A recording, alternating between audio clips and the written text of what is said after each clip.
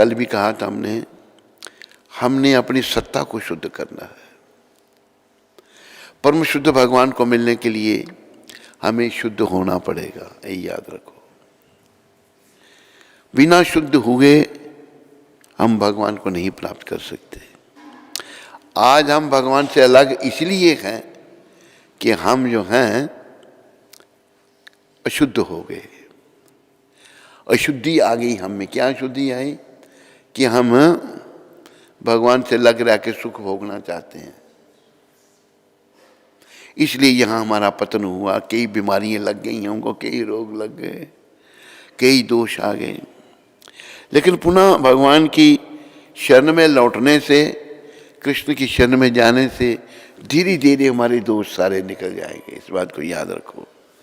और जब तक हमारा जीवन है दोषों को निकालना है, और कुछ नहीं। दोष, सारे दोष भगवान ने क्या बताया है? काम ईशा क्रोध ईशा रजोगुण समद्भवा। अर्जुन ने प्रश्न पूछा 3 अध्याय के 36वें श्लोक में। श्री अर्जुनोवाच अथ केन प्रयुक्तोऽयं पापं चरति पुरुषः अनिच्छन्नपि वर्षन्यावलादिवान् योजिता। हे वृष्णिवंशी, जीवना चाहता हुआ भी पाप कर्म क्यों करता है? ऐसे लगता है उसको पाप कर्म में जबरदस्ती लगाया जा रहा है। तो भगवान अगले श्लोक में कहते हैं, 30 अध्याय के 37वें श्लोक में, हरि बोल, बंद कर दो दरवाजे को थोड़ा।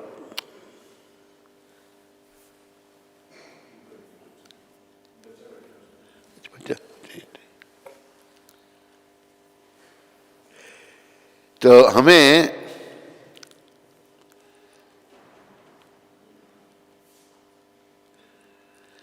दोषों को निकालना है। अभी दोष आए कैसे? भगवान से विमुख होने के कारण दोष आ गए। अभी ये दोषों को निकालने के लिए हमने भगवान के उन्मुख होना है।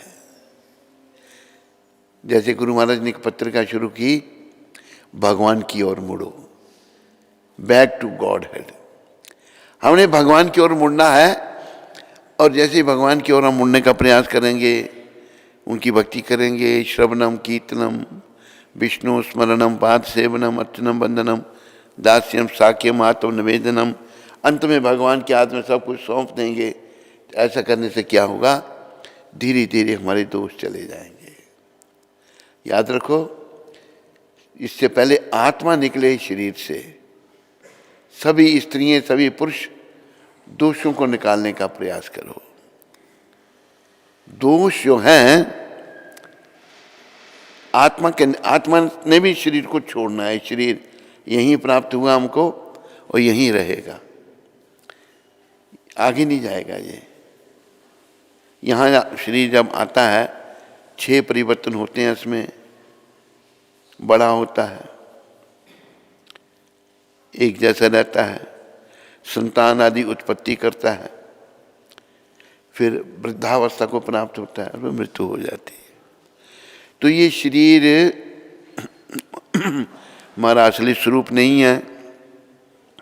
कर्मों के अनुसार ये शरीर हमको दिया गया है, और इस शरीर का उपयोग जिन कामों में हम लोग कर रहे हैं वो हमारी बहुत बड़ी भूल है। प्रभुपाद जी जैसे महान संतों की कृपा से अपनी भूल का सुधार करो। हम संसारी कामों में लगे हैं, नश्वर संसार में शाश्वत घर बना रहे हैं, जबकि जहाँ से हमको निकाल दिया जाएगा। अगर हम कोई घर बना लिया या और कोई काम किए, उससे हम मोहग्रस्त हो जाएंगे, मोह हो जाएगा हमको, और फिर जब जाना पड़ेगा, हमसे छुड़ा लिया जाएगा सब कुछ, छोड़ने में बड़ी दिक्कत होगी, बड़ी परेशानी होगी। इसलिए अभी से वो जो परेशानी आने वाली है, उससे मुक्त होने के लिए हमें ये मार्ग, भक्ति मार्ग को अपनाना है। भक्ति मार्ग के अपनाने से भी देखो, जैसे एक छोटी सी कथा सुना दूं मैं। एक शिकारी था, मृगरारी नाम का उसका नाम था।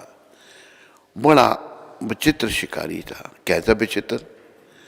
वो पशुओं को ऐसे ढंग से तीर मारता था, पशु ना मरने में ना जीने में, पशु तड़पते थे,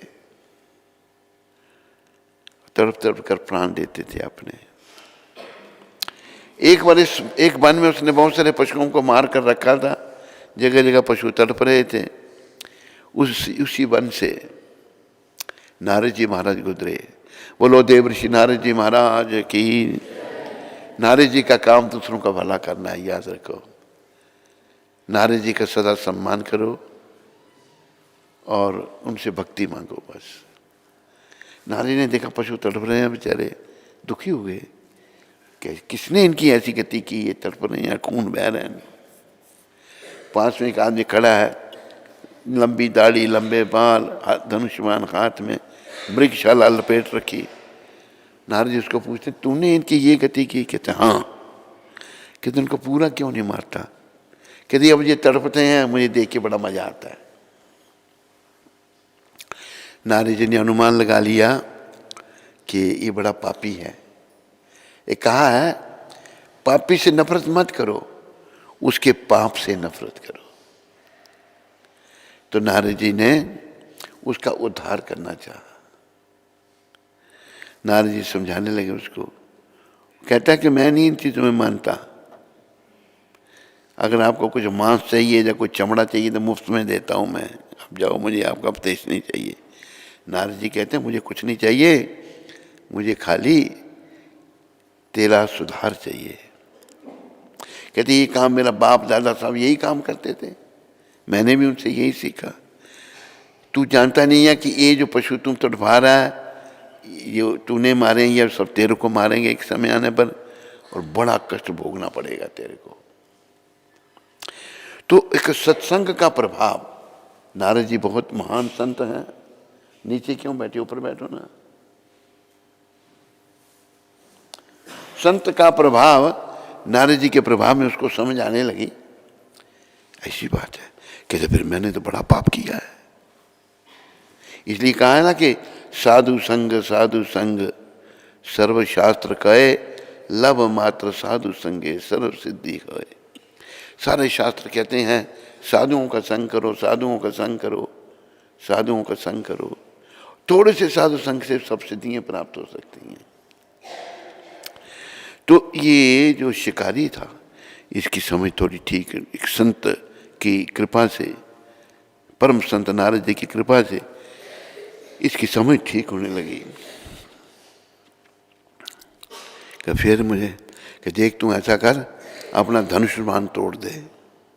बड़ी विस्तार है इस कथा में, पर मैं थोड़ी सुनाऊंगा आपको, क्योंकि 6:45 बजे कथा करनी है आज।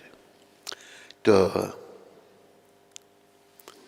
कहते मैं धनुष बाण तोड़ दिया तो अपना पेट कैसे पालूंगा मैं? कहते तेरे पेट का मैं ध्यान कर लूंगा। धनुष्मान तोड़ दिया उसने। अभी क्या करना है मेरे को? तू ये मंत्र जप, हरे कृष्ण कृष्ण कृष्ण हरे हरे, राम राम राम। अगर खाने का क्या होगा? कहते बैठ जाना, तू बाल के जप कर, तुलसी का एक पौधा लगा ले, ये जप कर, खाने लिए मैं भेजूंगा तेरे को। अरे जो भगवान को गाली देता है भगवान उसको भी देते हैं, जो उनका नाम लेगा उसको भूखा रखेंगे ना, वो कभी नहीं रखते, बड़े दयालु हैं। वो शिकारी इतना पापी आदमी सब भजन करने लगा। लोग बोले भाई इतना परिवर्तन इसमें कैसे आ गया? कोई दूध कोई दही सामान लाने लगे। कहते भाई तिराड़ी चाहिए मुझे, थोड़ा सा लेकर बाकी बांट देता था लोगों को। रोज उसका गुजारा, जीवन बदल गया उसका।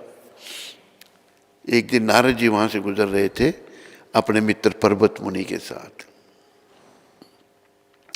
नारद जी पर्वत मुनि को कहते हैं कि मेरा एक बड़ा अनोखा शिष्य है यहाँ पर, उसको मिल ले। हाँ मिल ले, चलिए।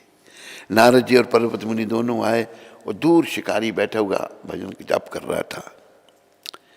ओ मेरे गुरु महाराज आगे उछला मुद्दाओं पर, भागा गुरु महाराज के पास आने के लिए। जब आ रहा रास्ते में रुक गया, कुछ साफ करे फिर पाँव रखे, साफ करे फिर पाँव रखे। पास में पहुंचा, दंडवत प्रणाम की गुरु महाराज को। कहते गुरु महाराज यही तो जीवन है, मैं तो नरक में पड़ा हुआ था, मैं किन शब्दों से आपका धन्यवाद करूं? नारद जी कहते हैं भाई ये नाम का प्रताप है कि महाराज नाम तो मुझे आपने दिया। मैं तो नारद जी कहते जो तुम्हारी तरफ आ रहा था तो रास्ते में रुक क्या था, सफाई क्या करता था? गुरुदेव रास्ते में बहुत सारी चींटियाँ थी, चींटियों को चींटा भी कहते हैं हिंदी में, और आपकी भाषा में मुकोड़ा कहते हैं। मुकोड़े, बड़े बड़े मुकोड़े थे तो पाँव के नीचे न मर न कोई जाए, मैं उनको हटाकर फिर पाँव रखता था। नारद जोर से हंसे कि देखो ये पशुओं को तड़पते हुए देख करके इसके दिल में दया नहीं आती थी, आज ये चींटी मारने के लिए तैयार नहीं है। ये है भक्ति का प्रभाव। जब हम भक्त बन जाते हैं तो हमारे में दोष निकल जाते हैं, दोष चले जाते हैं और गुण आ जाते हैं। इसलिए सभी भक्ति को अपनाओ, नियमों का पालन करो, मंगलारती में आओ, नाम जपो, धीरे धीरे सब ठीक हो जाएगा। बोलो पतित पावन शिला प्रभुपाद की जय। कोई प्रश्न तो नहीं किसी को यहाँ पर? तेरे में भी नहीं होगा कोई?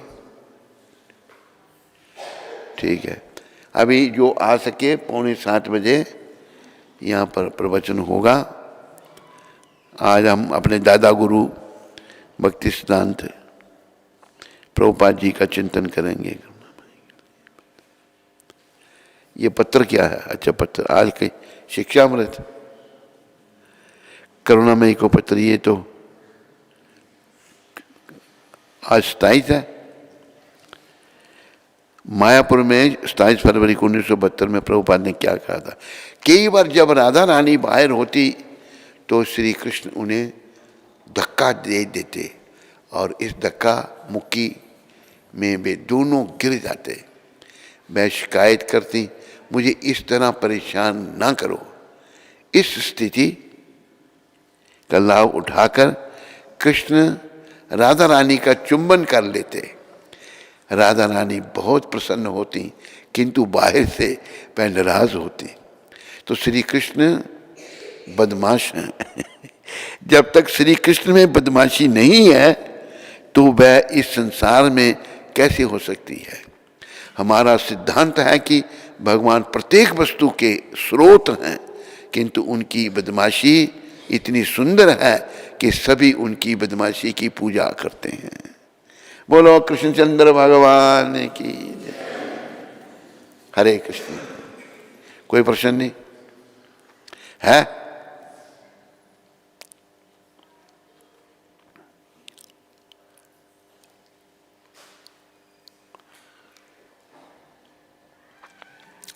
प्रश्न अंदर घुस गया है?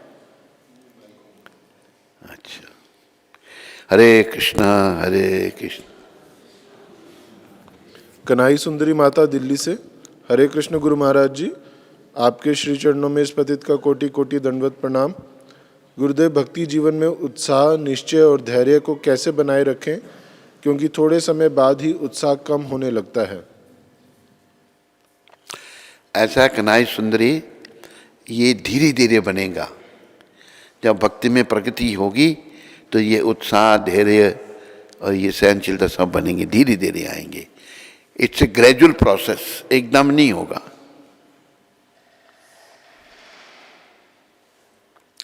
हरे कृष्ण।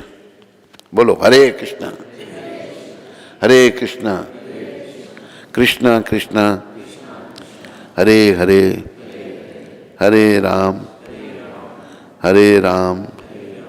राम राम हरे हरे। बोलो पतित पावन शिला प्रभुपाद की जय। हरे कृष्णा। 6:30 बजे महाराज जी का जूम पर लेक्चर होगा, तो मैं ग्रुप में लिंक शेयर करूंगा। ऑनलाइन लिसनर्स वहां पर ज्वाइन कर सकते हैं। जूम कॉल पर होगा ये लेक्चर। हरे कृष्ण।